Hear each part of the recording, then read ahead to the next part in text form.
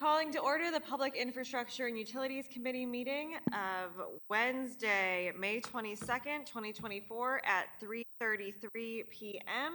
Madam Clerk, please call the roll. Alderman Vollmer, Alderwoman Keys, Vice Chair Browning, Present. Alderman Aldridge, Schweitzer, Present. You have an outdated committee list. it's the old one. Alderwoman Velazquez, Present. we have 3 present, we have a quorum. Thank you. A quorum being present, we will move on to the approval of the minutes from Wednesday, May 15th, 2024. I'll accept a motion to approve the minutes of Wednesday, May 15th, 2024. So moved. Second. It's been moved by the Alderwoman from the 6th Ward, seconded by the Alderman from the 9th to approve the minutes of Wednesday, May 15th, 2024. Any discussion? Madam Clerk, please call the roll. Alderman Vollmer, Alderwoman Keys, Vice Chair Browning, Aye. Alderwoman Velazquez, Aye. Chair Schweitzer, Aye. we have 3 aye votes. With that, we have approved the minutes of Wednesday, May 15th, 2024. We will move to board bills for review. Alderman Clerk, how about you are technically first, but Alderman Spencer has some guests here. Is it all right if she goes first? Okay. Okay. If you have guests here too, we'll start with you. Okay, Alderman Spencer, if you're ready, then that's great. Okay, we will move to item number 2 and start with board bill number 31. Or sorry, with item number 3, board bill number 32. Alderman Spencer, you're recognized. Thank you, Madam Chair, members of the committee. Board Bill 32 is a board bill we introduced on the floor of the Board of Aldermen 2 weeks ago. What Board Bill number 32 would do is is authorizing the honorary street name of An Liang Way. What I was surprised to learn, what I hadn't known before, was that the city of St. Louis had a Chinatown.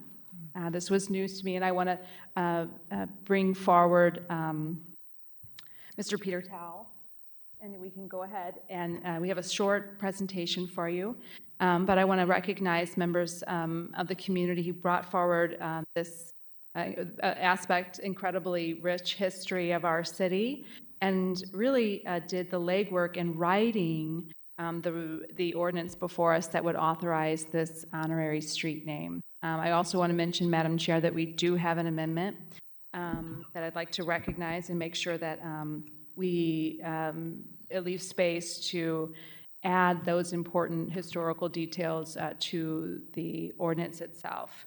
But with that, if I could, turn it over to Mr. Tao to give us a little history of why this is so important and what we're going to be doing with this honorary street name. Thank you. And just before we have anyone from the public speak, if anyone who is planning on speaking today on any bill can just raise their right hand and we'll quickly swear you in. If anyone who is planning on speaking could raise their right hand, and we will quickly do you affirm to tell the truth, the whole truth, and nothing but the truth? Say I do. I do. Thank you, and please continue. Thank you for being here, sir. Thank you. Aside from what Ms. Spencer said about helping with the board bill and the amendment, I'd just like to read something that's more of a little testimony that gives a little recap on kind of what this is about. So I'm pleased to come before you to testify on behalf of those Chinese Americans that came before me here in downtown as early as 1857, St. Louisans I have never known. St. Louis had a Chinatown is a question that often pops up to this very day. I'm hoping after today that this question will no longer be asked by a St. Louisan, and that instead people will be asking with curiosity about the lives of the people that live there. That they will want to know who was in this small downtown community that persevered through so much discrimination and through truly difficult times in this country, yet chose to stay to play a role in shaping our St. Louis. I myself must confess that while I did know there was a Chinatown downtown, I did not know much, and I especially did not know anything through schooling. For I was born here in St. Louis, born to Chinese immigrants who came in 1947, and grew up when there were relatively few Chinese people here. I remember that I always had to go out of my way to say that I am here, I am relevant, and then explain where I really came from.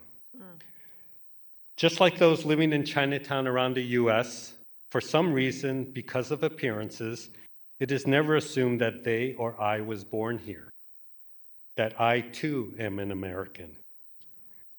So my name is Peter Tao, a downtown business owner and architect by profession, an advocate for many AAPI organizations and causes, including OCA Advocates St. Louis, where I am the current board president. And as the great Michelle Lee described me in her recent KSD News coverage, I'm an accidental historian. Actually, I'm an amateur public historian is another way I get to wear, another name I get to wear, as I am currently working deeply and tirelessly with the Missouri Historical Society on a Chinese American collecting initiative where I am chair of the Chinese American Advisory Group, but one of many trying to tell the story. So I'm here to testify that while an honorary name is an incredibly important first step, and one I wholeheartedly support personally and as a representative of many others in the community, the sign only identifies a place where people will then wonder. Our greater community must eventually honor with more than a sign that many great individuals' accomplishments and stories have come out of this very Chinatown, that these stories have transcended through many generations, reaching far beyond St. Louis, and that their histories must be told and remembered so that we can learn and grow and to cherish our diversity. So finally, I thank Alderman Kara Spencer for taking this on and introducing Board Bill 32. She didn't bat an eye on this initiative. I hope the committee will feel the same way. Thank you. Thank you so much.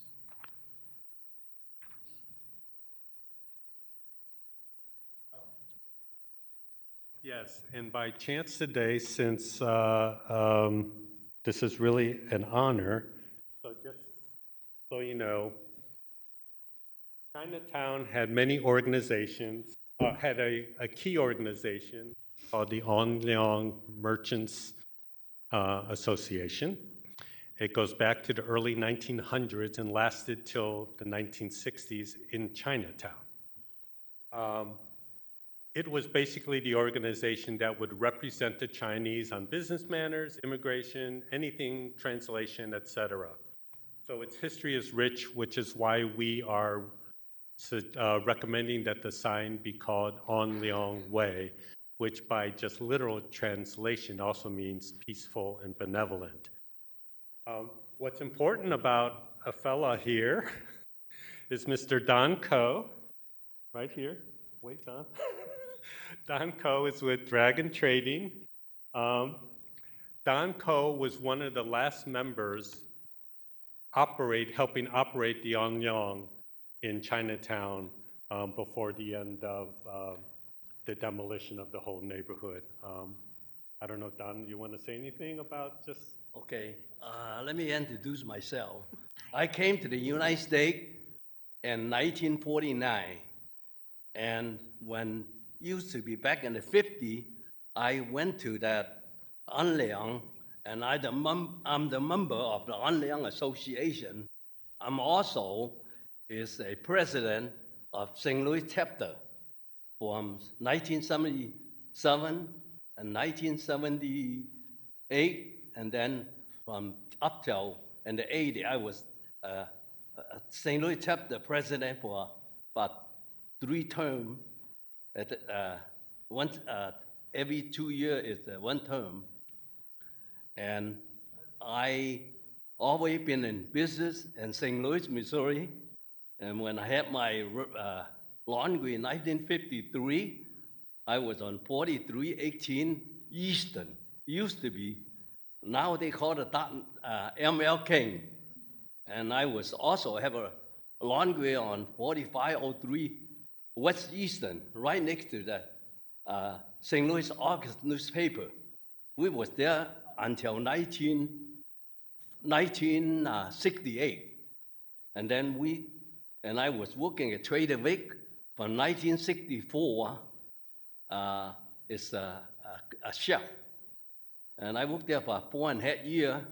And then later on, in 1968, we decided to open a restaurant and a Dippin' Motel on Kingside Way, about 2 blocks north of the Taste Hotel. And those days, Harry Fender used to be a radio personality. He used to come by, and Ted Coupler, he used to come by also. And then also another construction company right now on Page, they are famous. That owner used to come by also at the restaurant. So, and then later on, I opened a restaurant on 5814 Natural Bridge. So I always been a resident of St. Louis, Missouri. Wow. And my father, he been to St. Louis since he was 1921. Wow. 1921. And he used to have a laundry at McMillan and Taylor. And there that Missouri Baptist Hospital used to be there.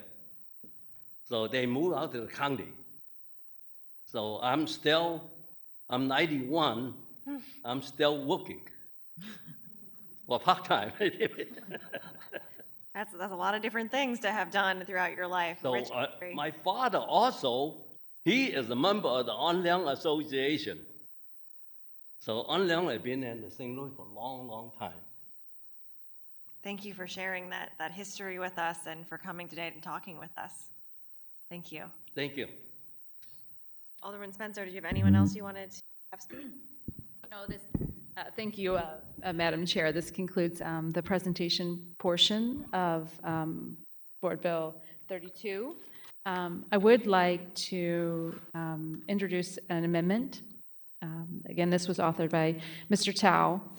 This amendment to Board Bill just adds an important detail here. I'll read it to you. Whereas in 1904, St. Louis and the United States would joyously celebrate the Louisiana Purchase, the World's Fair, and invite China to participate in the fair, yet confine, I didn't expect to get choked up, confine their Chinese workers to the fairgrounds, where due to the aforementioned Exclusion Act, were granted temporary admittance to the U.S. for only the duration of the fair, and each worker with a $500 bond attached to their head to ensure their return to China upon the close of the fair, the total of which would be handcuffed in pairs, regardless of illness, and marched to the Wabash train station to board the guarded trains to San Francisco. A dark portion of our city's history, certainly, but I think we often think of the World's Fair, and I still do, as such a triumph for our city, an era of opulence and one of great success. But certainly, I think it's important for us to recognize facts and under which tragedies that opulence was. And so I think this is an important admission to the Board Bill and recognition of all aspects of that history. And so with that, Madam Chair, I'd like to ask the committee to consider adoption of Amendment Number 1 to Board Bill 32. Thank you. I will accept a motion to adopt So Amendment moved. 1 to Board Bill number 32. Second. Any call for previous? Previous roll. Thank you. Any objection to previous roll? Thank you. We have adopted Amendment Number 1 to Board Bill number 32. Alderman Spencer, you may proceed with Board Bill number 32 as amended. Thank you, Madam Chair. With that, I'll just close out by saying it's a great honor. Mr. Tao was so generous in giving me some credit here, but this was entirely put together by members of the community.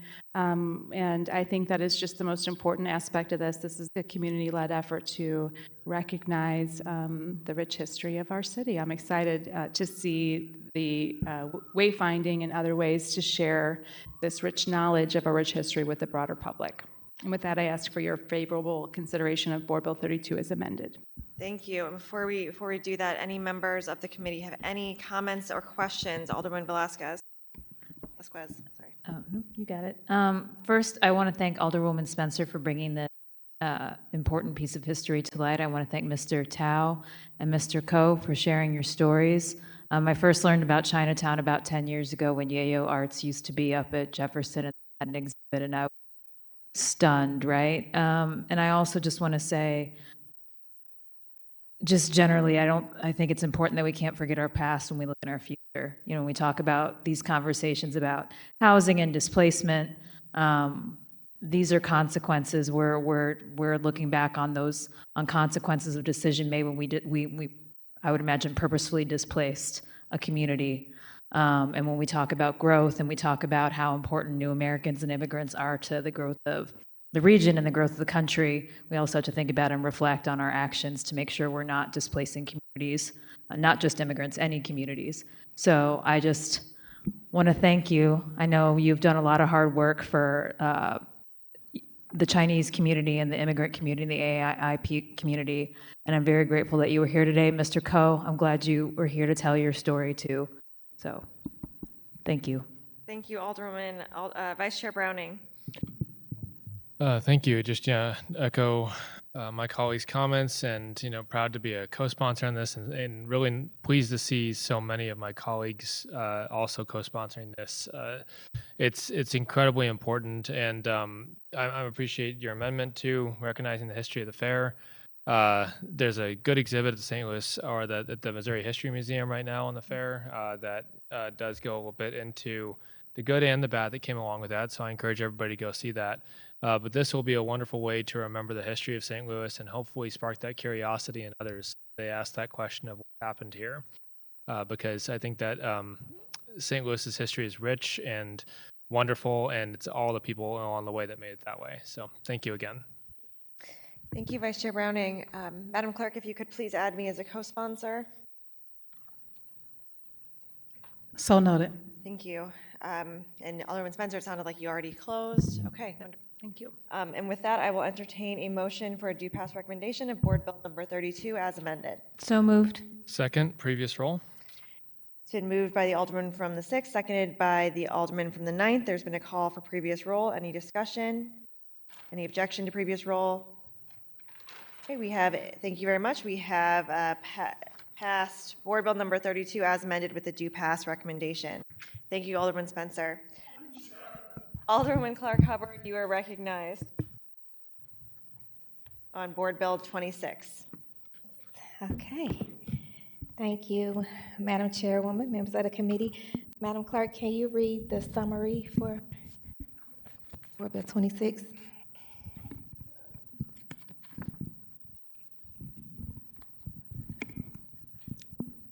The proposed Board Bill 26, introduced by Alderwoman Shamim Clark Hubbard. The proposed bill directs the Director of Streets to permanently close, barricade, or otherwise impede the flow of traffic on the 5800 block of Cates Avenue by blocking the flow of traffic at the intersection Cates Avenue and Hamilton Avenue. All right, thank you. I'm excited today because, as you noted earlier about my colleague, Alderwoman Spencer, having people here, I have people here too. And this is my favorite part. Everyone knows how much I speak about the committee hearing part and the importance of that and the engagement that our constituency and the public can have in this process, and it being the only place. So again, I'm excited to see them here. I'm going to hold my comments so that we can give anyone who might have signed up time to speak. If anyone is here that hadn't signed up and wants to speak, please do. But this board bill came to fruition. It was first passed to me by the residents, the homeowners on this residential block, over maybe going on almost a year ago, because it was prior to, I remember it being prior to National Night Out of last year. they've sent me plenty of letters since then. They show up at the community meetings, again, reiterating that this request. This request has happened before in other areas of the ward, but what I'll note about this block is that it's all residential. It doesn't have any churches, schools, public entities, or public amenities like parks on it. The blocks that are just south of it to Delmar, so if you can envision, this is Kate's at Hamilton, Clemens at Hamilton, and Enright at Hamilton are both closed off this way that they have requested, as well as the blocks east and west of them, the way this neighborhood is set up. So the 59-6000 block of Kate's is blocked at Hodiamont. The 5700 block of Kate's is blocked by Great Rivers Greenway. The trail, I'm blocking on the trail, but it's blocked by by Great Rivers Greenway. So I just want to give you a vision of what the area looks like. I've been receiving some, I will note today, just in case they're watching, I did receive 2 people in opposition.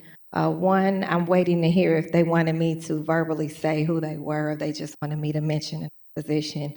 And then I have received several more letters of support in favor. And one of them kind of has me a little taken aback, and I want to read this again for the record because it was submitted for written comment. But I know we'll receive that, but it won't be shared with the public. And in these comments, in this written support, it said that there was a reel. Everyone knows what a reel is, right? On social media. There's a reel that's been shared. And in this reel, it talks about if you're on a high-speed chase, and if you're not familiar about high-speed chases, that's most of the time running from the police or running from another bad actor. And in that reel, it says, recommends rather, to hang a left on Hamilton and cut through Kate's to Goodfellow if they want to avoid being caught.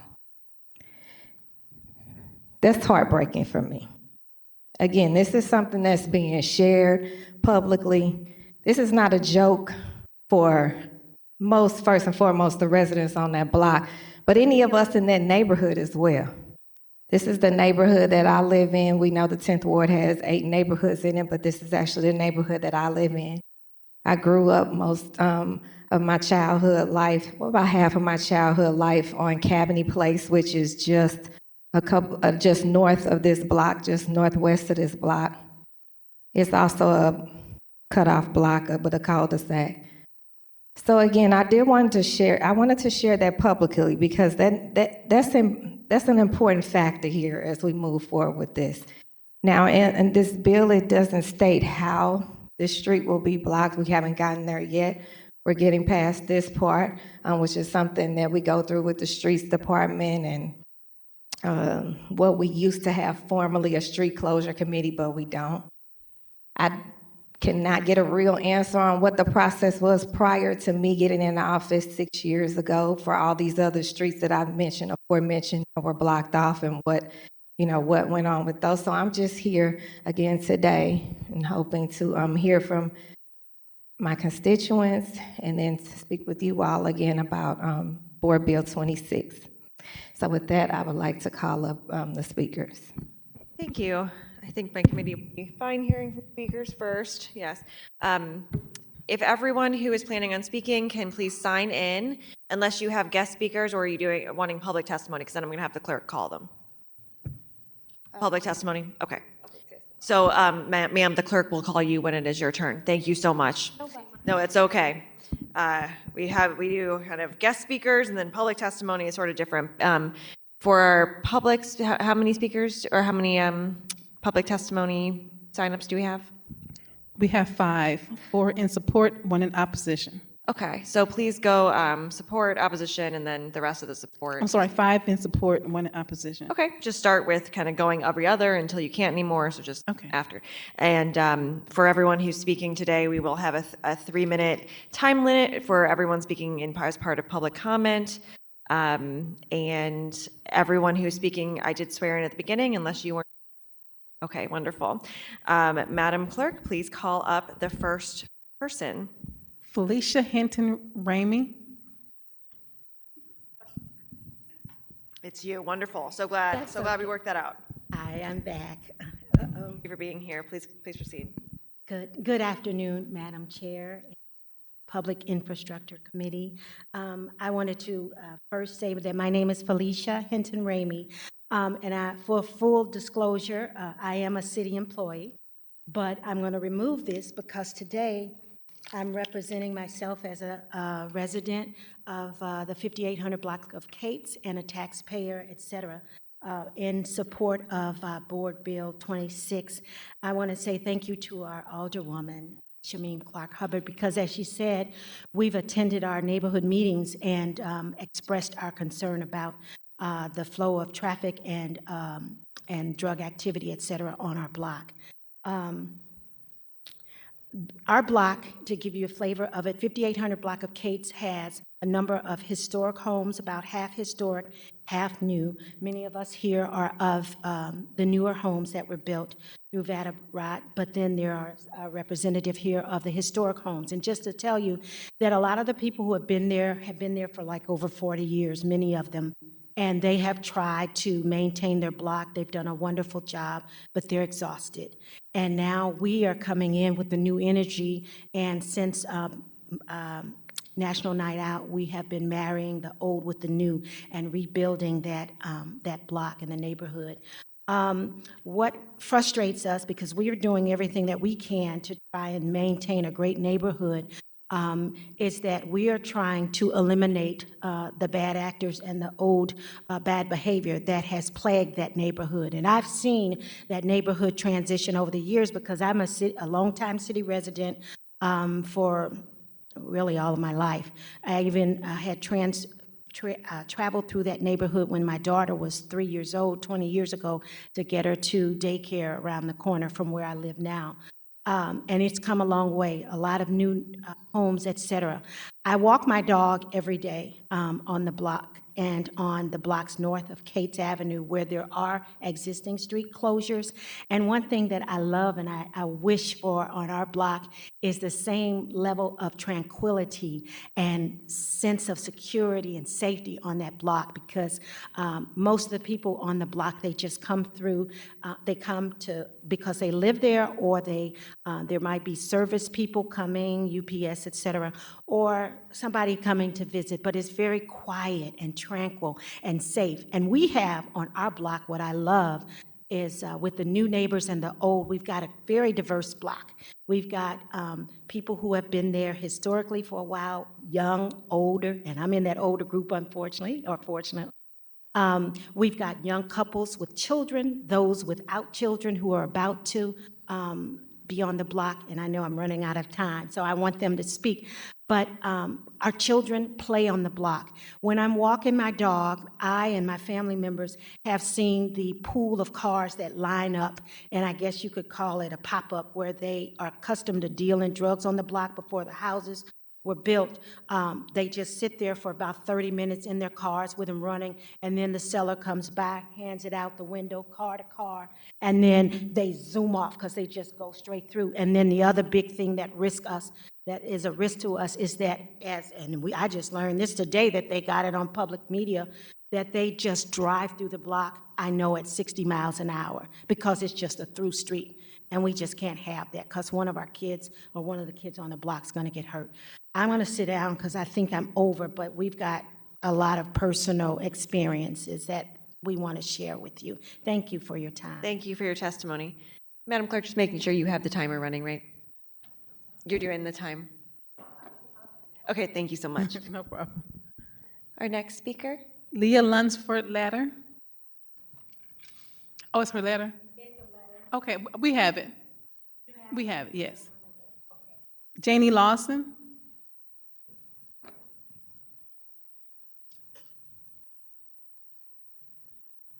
Hello. Hello, welcome. Thank you for having me here. Thank you for putting this forward for us. I appreciate that. I'm new to St. Louis. I haven't been here that long, probably about 2 years now. Just recently moved in the neighborhood, September of last year. So right before National Night Out. during that time, my experience for the past few months, right after we moved in, very shortly after, my partner got into an accident right there on the corner of, what was it, Hamilton and Cates. He was turning in to come home, and somebody driving recklessly down Hamilton sideswiped or hit him, spun him around. He hit a telephone pole. Thank goodness he's okay. But my experience in the neighborhood has been that the drug transactions on the road, the people sitting, as Felicia had mentioned, and then also just the speeding down the road, just reckless driving, just turning fast, going, like she's mentioned, like 60 miles an hour. But being new to the area, I want the area to be safe. I too walk my dog in the neighborhood. And as Felicia mentioned, some of the other streets near to us are very tranquil. They're very quiet. And I want our experience to be the same way. Our road as well is a one-way street right now, and there's cars going both directions, speeding down the road. It's not just one way. When you come out of your driveway, you have to look both ways and not just down the one-way street as it should be even. But I know with cutting it off, it'll turn it into a two-way street. But I think that'll be a lot safer. There's definitely room. It's a wide street. So that was all I had. Thank you. Thank you.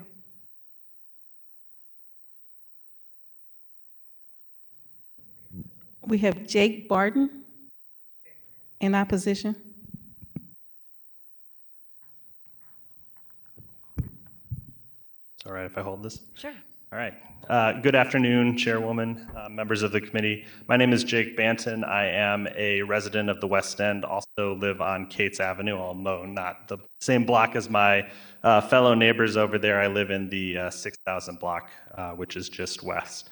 And ironically, I realize a cul-de-sac street. However, I am here in opposition today for this street closure for a number of reasons. I think that one, it's a generally poor planning principle. I think this is something that St. Louis has experimented with over the past 30 plus years. We have a long history of closing off streets in the city to varying degrees of success, but overall, I would argue, probably unsuccessful. And I think that as a city moving forward into the future, we should be looking up at opening up streets, not closing down streets. It was recently celebrated just south of our neighborhood in the West End, the reopening of Clara Avenue at Del Mar, literally removing a barrier to segregation. And I think that we in the West End ought to be breaking down these barriers, removing existing barriers, and the ones that are already existing, I would be a proponent of eliminating the cul-de-sac on my street. But two, I also have an issue with the process in general for a zoning change. I sit on the planning commission for the city. You have to have a public notice posted on the site. I'm not sure what exactly, along with my alderwoman here, what the process is exactly for closing a street, but I would argue that a street closure has potentially just as much impact, if not more impact, to the entire neighborhood. It's not something that just affects the residents on the street. It could change traffic patterns across the entire neighborhood. And this is a street that is somewhat situated in the middle of the neighborhood, so it would potentially divert traffic into other areas of the neighborhood. And finally, I would say that just as a matter of policy, the idea of closing down a street, making it inaccessible to members of the general public to, not inaccessible, but put in a situation where people wouldn't be driving on it on a normal day-to-day basis, but it would still be a public asset, a public street, something that we as city taxpayers would be essentially paying for maintenance, yet really only benefiting the members of those streets. There's an inequity to that I think is not often talked about, but essentially we'd be creating a private street for the benefit of these residents while sort of eliminating the openness and the availability of that for neighbors on the the other parts of the neighborhood. So I appreciate hearing all my neighbors' perspectives. I think that perhaps money to improve the street should be invested in other traffic calming measures like speed humps or curb cuts, or not curb cuts. Excuse bump me, outs. that's your time. Thank you. So I appreciate your consideration. Thank you.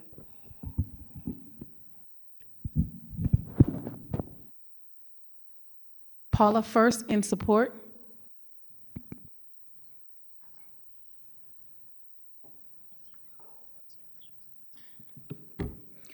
Good afternoon. Again, my name is Paula First, and I would like to mention that I am a mother with 3 young children, ages 8, 7, and 2. It would bring me great comfort in knowing that my children and my family, when we're outside in the comfort of our home, we are safe. But since living on the street, I have learned quickly that I have to be extremely cautious due to the recklessness and carelessness of people using our block to speed and participate in illegal activity. I have young children that enjoy skating, scootering, and being on the sidewalk where they play. And even though they are playing on the sidewalk, I'm extremely nervous because I don't know if a speeding vehicle will come. I have a 2-year-old who is unaware of street safety, and he often runs down the driveway into the street not knowing the danger. I find myself having to chase after him trying to get to him before he reaches the street and before any vehicle comes. This is a great fear of mine that he gets hit by a car. And if the street was blocked off, this fear of mine would decrease greatly, knowing that I would only have to worry about local residents. I have grown to love this area, but I cannot put myself at ease knowing the dangers of the reckless driving. Thank you. Our next speaker is Charles Quarles.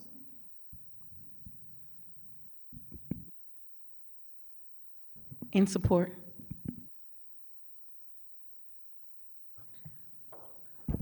Hi. Hi. Good afternoon. Thank you for having us on today. I guess I'm the Moses of this bunch. I've been in the neighborhood right at 40 years, and I've endured the drug deals for years. I've endured the crime for years. I've endured most of the hardships that come with living in an area that there is no investment. I find it kind of ironic that my neighbor that's down the street is opposing street closure when he actually lives on a street that's blocked. The drug deals, they continue. The speeding continue. When will we have better for our community? We have a pretty large investment in our homes. I'm a disabled veteran with issues, and I won't go into all that, but when will this end? It's known about the speeding. It's known about the drug deals. The only viable solution is to block the street. Not only do I live in this community, I pastor a small church on Martin Luther King in the same block. We need this done, and we need it done ASAP. Our property value depends on it. Our children's safety depends on it. And that's it. Thank you for it. Thank you. Our final speaker is Dylan, can't pronounce the last name.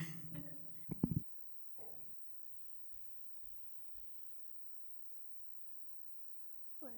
Hi, I'm not the best speaker, so I'm just going to read off of what I wrote. Doing great. Hello, we stand before you to address the few issues that have, as a community, we've been dealing with and why we need to close off the street. First and foremost, one of the most concerning problems we have been facing is the presence of drug dealers and motorcycle gangs utilizing our road as their own personal playground. These criminal elements not only pose a threat to public safety, but also tarnish the reputation of our community that we are trying to build. By closing off the road, we significantly reduce their ability to operate freely and disrupt their illicit activities. Furthermore, there has been disturbing instances of myself being followed home on multiple occasions, and the open nature of the road provides ample opportunity for nefarious individuals to prey upon victims. Closing off the road would create a more secure environment not only for our community, but for ourselves.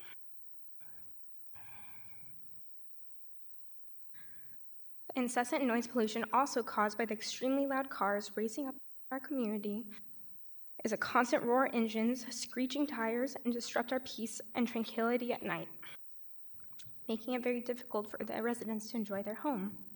Closing off the road would significantly reduce the noise pollution and create a more peaceful environment for all. In conclusion, the need for closed-off road is undeniable. It's imperative that we take action to address the issues of drug dealers. Thank you. Sorry. Drug dealers, motorcycle gangs, and reckless driving and noise pollution that have plagued. What does that mean? Yeah, go ahead and finish your That sentence. have plagued our community for far too long. By closing off the road, we can create a safer, more secure environment for all citizens and reclaim our community. We hope that you will stand with us to make our community a better place for generations to come. Thank you. Thank you. Okay. That's all our public speakers. Okay, and you said we had some written comment. Is there a number in favor and in opposition? It's just one in support. Just one in support. Okay, thank you. Wonderful. Alderwoman Clark Hubbard, have you come back up? Is there anyone on Zoom? Someone just raised their hand, so let me transfer them over. For pointing that out.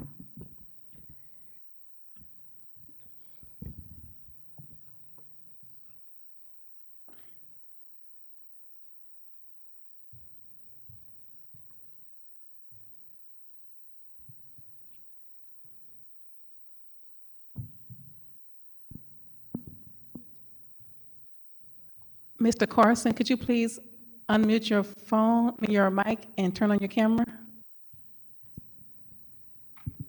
Sir, before you begin, I'll need to swear you in. Is it Mr. Carlson? Hi, Mr. Carlson. If you can raise your right hand, please. Yes. Thank you. Do you affirm that you will tell the whole truth and nothing but the truth? Yes. Okay, please proceed. You have 3 minutes. Yes. Since 1985, I have owned a lot in the 6,000 block of Kate's, and I live east of Goodfellow in the neighborhood. I have been a neighborhood resident for over 40 years. And I'm concerned that we continue to have new people moving into the neighborhood and wanting to close off their private streets. There has been a notorious drug dealer on that block for the 40 years I have lived in the neighborhood, and the neighbors have never gotten that person out of the neighborhood. Now suddenly that there are a lot of new houses built on the street, they're making the effort to close it off. It will affect a lot of us who do live in the neighborhood and want to get from one side of the neighborhood to the other, and so I am speaking against the motion. Thank you, Mr. Carlson. Okay, we will move on to questions from the committee. Alderman Velasquez, any questions? No questions at this time. Thank you. Vice Chair Browning? Thank you. And Alderwoman Clark Hubbard, I understand you're representing your community, and I think that's important to respond to requests on the street. I have a couple questions because I think the closing of streets is a drastic measure. And I say this as someone who lives in a neighborhood where there are closed off streets throughout the neighborhood. It was done a long time ago in an effort to fight crime. And today we find that it's actually deterring our ability to fight crime because the police don't feel comfortable driving down blocks where they have to take a dangerous turnaround if they were to get in a engagement with anybody committing a crime. So I'm now facing recommendations to open a street so that it can be better patrolled. And I have this elsewhere, even in the Central West End, we have closed off streets that are not patrolled because they are closed off streets. So I want to recognize that there is a trade-off here and ask, is there any other traffic calming measures that you have looked at to perhaps reduce the speed or make it more inconvenient for people to use this as a cut-through? Yes, so again, let me see. I've been here 6 years. This request has been going on prior to my position, and some of those comments were asked not to be shared, so I'll leave that to just know that this didn't just start with me. This didn't just start now at this time. And you did hear from people that have lived on the block for years and people that are there now. The streets that are blocked off just south of them similarly have people that have lived there for years and people that live there now. The streets that are, again, surrounding. And I did need to note that this is already a one-way street. That was the first part of traffic calming that they tried, again, prior to me. Speed humps are on the table, but we all know how we're all waiting for speed humps. I understand, and I share some frustration and empathy with the other side of this, but overwhelmingly, I also share the frustration and empathy with the people that are greatly impacted, that live on this block, that consciously are making this decision. Even after talking back and forth, I mentioned that they didn't bring this to me before we walked in here or even when I introduced it 2 weeks ago. They've been on this path for years, long before me. And then again, the new energy in the block, which you can understand. You know, if you've been on something for years and you keep getting pushed back, not for a reason of that you couldn't, it was just wasn't the time. And if you could note that, not that you couldn't, not that we wouldn't, not that it wasn't already in a plan of succession from the blocks that were built up just like this block prior to. But you get frustrated and you want to give up. But again, when new energy comes in, just like we're new energy down here at the board, you want to push back and do what you can for your constituents. And so, again, I followed the best path I could for them from day one, which is how we got here today. I do know that the street department is watching because they've reached out to me and listening. They can recognize where comments are coming from and what the streets look like, you know, in those comments within the area. Again, this is already a one-way street going east, not going west. The path going east leads you to Goodfellow, which is your only path out, because again, if you go one block east, you end up in Ruth Porter Mall, which I couldn't remember earlier. If you try to go west from the street, you end up at another dead end at Hodium Mall, where that street is blocked. So it's hard for me, I hear you, Alderman Browning, it's hard for me to compare this block to any blocks in the Central West End because we know the layer of policing that's in the Central West End versus the layer of policing that is north of Delmar. And we know that there's no comparison to that. So again, I hear your comments and I hear what you're saying. And if there's something else, you know, we can explore that too. But for now, I think that we should give them what they have been dealing with, an answer, a response to them that they haven't been able to receive. And we're in a position to do that. Well, thank you. And I just have one bone to pick is that one-way streets actually encourage speeding. And that's part of the problem, and that we're also facing in other neighborhoods that I represent. And so I just want to make sure people are aware of what the drawbacks of this might be. And I absolutely hear the stories. I hear the problems. We deal with them in the neighborhoods I represent too, including the Central West End. I don't like when people diminish the Central West End as if it's all rich. I'm talking about up on Washington. We had multiple shootings in the past year. We have multiple problem properties up there. And the reason that we need to open up the street is because the police will not. They have told me they will not patrol it. And that's just the regular police. It's not a secondary patrol. It's not anything else. So I want to make sure that we're using best practices here. I'm not a traffic engineer, and I feel like when we were making these permanent decisions about our streets, that we really should be looking at what is the best approach that we do this with. So one more question is have you conferred with the fire department about this street closure and identified if they have any concerns about it? Well, that's part of this process. So again, in me trying to navigate, there is no rule book for it. And again, the street closure committee that I heard of once exists doesn't exist anymore. And I want to go back and say, please don't think I was in any way trying to diminish your neighborhood, your neighborhoods, your blocks, what you got. We are all dealing with the same issues, be it to the 10th degree or the 1st degree in all of our neighborhoods. So that's not the comparison I was trying to make. The comparison I was making was the fact that there are multiple layers of policing in areas that they're not in this area. And also, that's disheartening to hear that a police officer told you that they won't patrol that. I've never had anyone from St. Louis Metropolitan Police Department tell me that they would not patrol an area, that they would not respond to an area because the street was blocked. And again, you heard me say all around this block, for the most part, if it doesn't have a church or a public park or anything on like that, it is blocked. Again, they've never, and they only have that one layer over there, so they can't call any secondary, anything like that. And they've never said, no, we're not gonna go over there because the street is blocked. I did want to put that out because I think it's important when we share comments like that, and on behalf, and I really respect my relationship I have with the St. Louis Metropolitan Police Department and how they respond when we call. So again, I'm not sure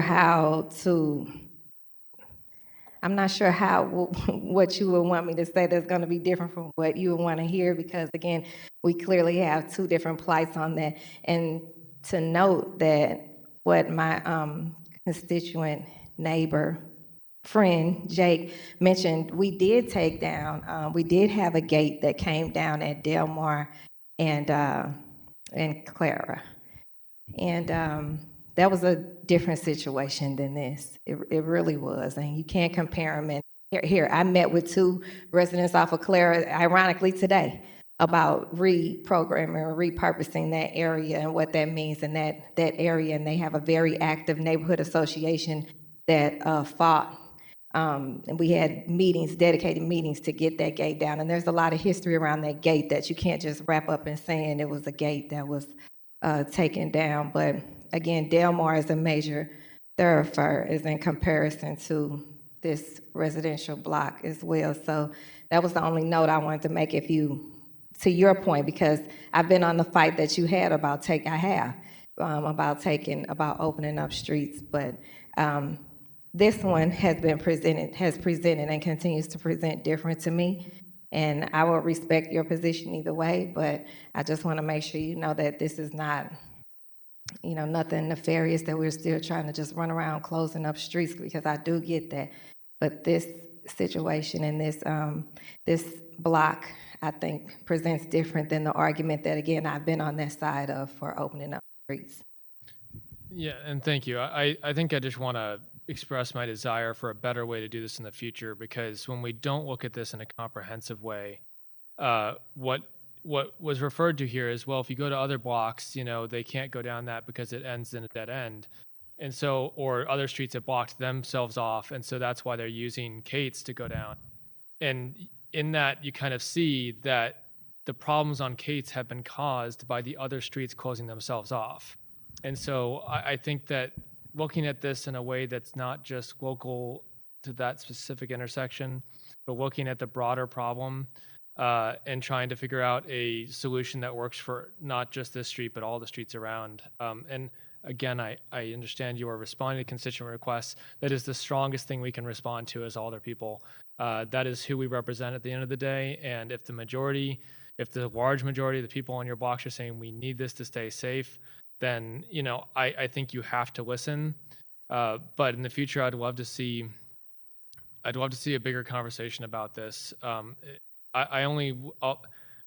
happy to support this today.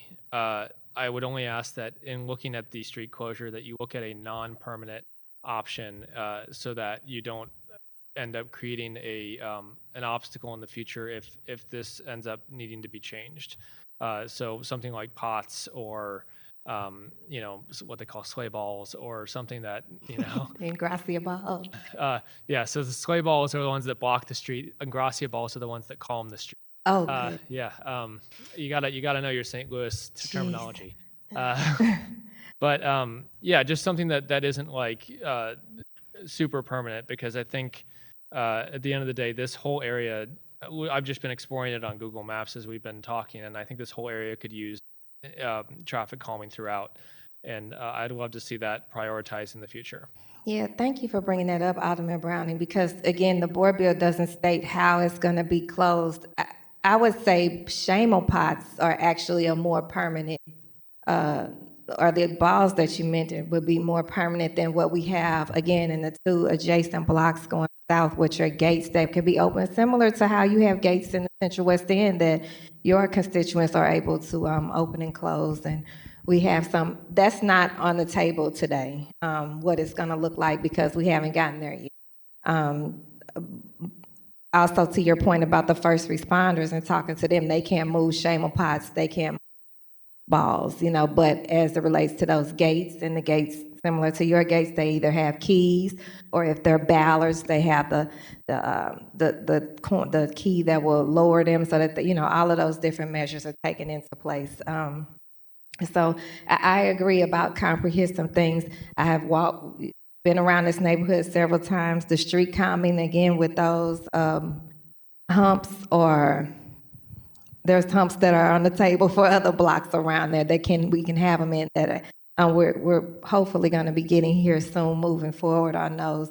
We can't put humps on Goodfellow or Hamilton, those second arterials. So again, comprehensive, I think our conversation speaks to is the need that both of us have reflected for that Office of Transportation, or what we can have here in the city of St. Louis, that it would be there.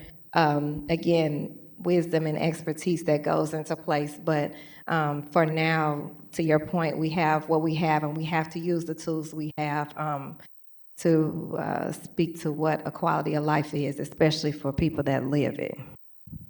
Well, thank you. And I hope this solves the problem. I really do. And I have no additional questions. Thank you. Thank you, Vice Chair Browning. Alderwoman Velasquez, go ahead. Yes, thank you. Thank you, Alderman Clark. Just as the newest addition to this session, to this committee, I'm still kind of learning about things, but I think I just want to echo. We have to use the tools we have, and I think that it does merit, not because of this situation, but that we do need to have a broader conversation about how we do things, because it's not the Board of Traffic Engineers. It's the Board of Aldermen, and we've got to let the experts do that. But in lieu of that, we have to protect our community. So I understand that, but I also hear the legit concerns about process, and it's concerning to me that even as a member of this board, that it's hard for you to figure out the process, which I think is the real thing that we need to address. So I will support this bill, but I think that, I know I want to speak for Chairwoman Schweitzer, but I think that there's a real concern and commitment to looking at the systems that we have in place, or the lack thereof. But in lieu of that, we need to protect people. So thank you. Thank you. Yeah, I tend to agree with my colleagues that we're in a situation where sometimes doing what feels like the right thing can also be the wrong thing, and the wrong thing can be the right thing, and it's just how you weigh the options that are in front of you. So do you have anything that you'd like to say to close? No, I just appreciate this time, and knowing that this part of the process is necessary. I thank everyone for showing up. And, you know, this doesn't mean here, unfortunately, for what I know won't sound good to you all, this doesn't mean we're going to wake up and it'll be closed off in the morning. This is part of the process, but it's a very important part, and I appreciate you all taking the time to come out and hopefully being able to move us forward on this. And then whatever that looks like when we look back at this neighborhood, if whether I'm in office or not, you'll know how to advocate this process forward either way.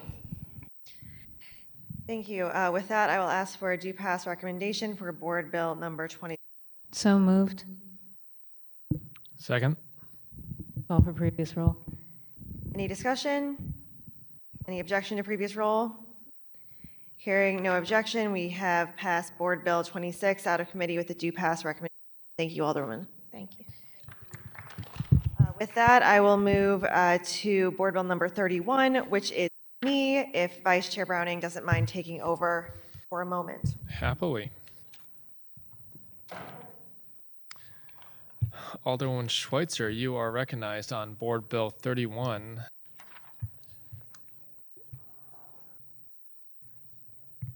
Thank you, Vice Chair Browning and member of the committee for hearing this bill. This bill is the authorization of the 2024 St. Louis Works and the 50/50 sidewalk program citywide.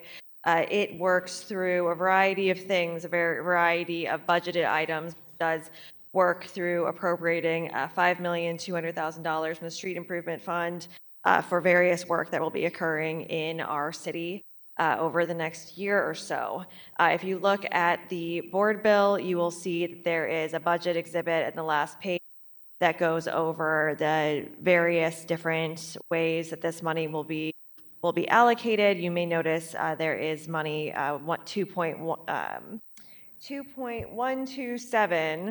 $2,127,000. That's money that goes directly divided between our wards that we allocate in paving projects, sidewalk projects, board. And then you can see the rest of where it goes, whether it's personnel, whether it's talking about the different benefits that workers receive through this fund, whether it is different equipment or fleet services or leases. Various things are all laid out here on that budget in attachment A. I do have one amendment if we would possibly adopt that. That one is, this is a bill that's introduced almost every year. And in doing that, there was a miss of the words 28, or it should say 14. So if it's possible to have that amendment adopted, I would appreciate that. Okay, I will accept a motion to adopt the amendment number 1 to Board Bill 31. So moved. I'll second that. Previous roll. Previous roll.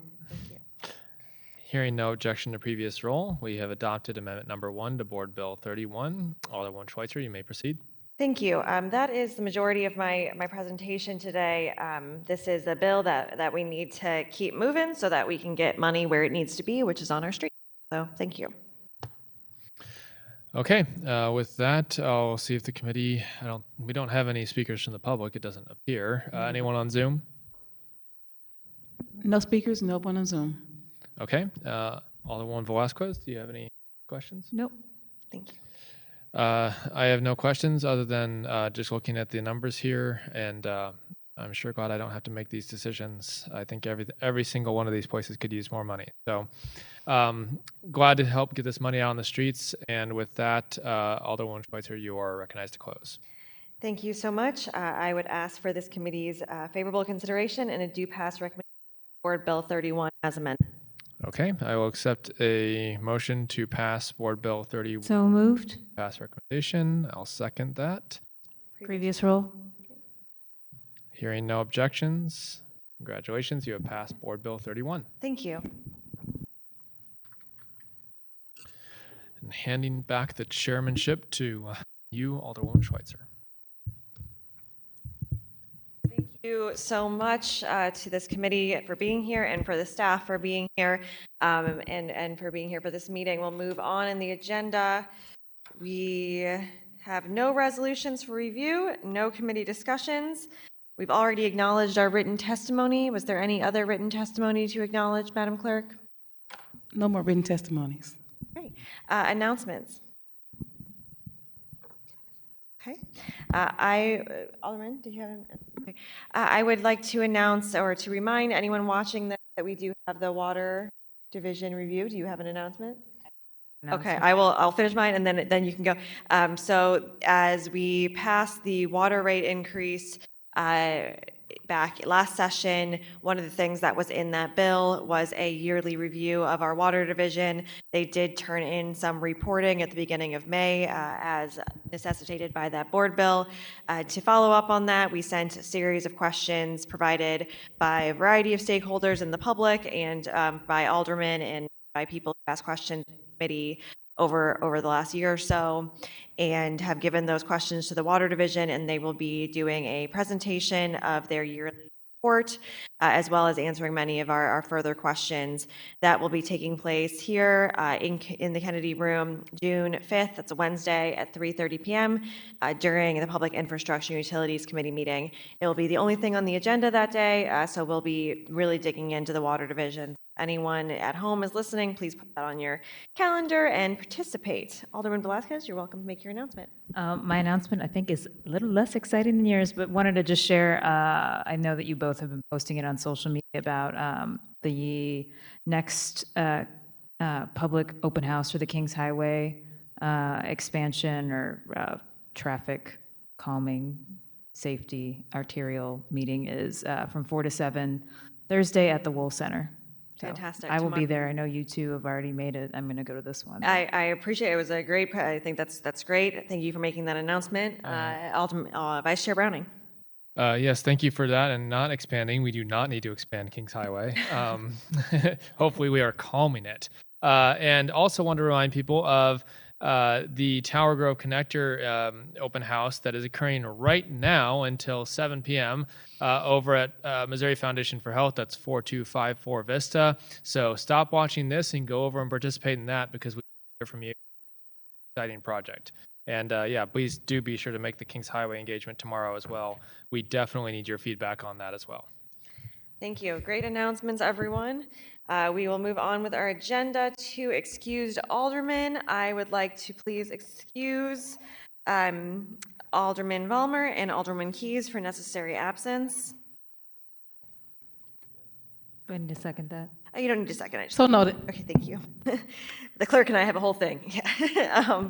And with that, I will entertain a motion to adjourn. So moved. Previous roll. Wait, which roll? No objections. Okay, no objections to previous roll. We are adjourned. Thank you. Thank you.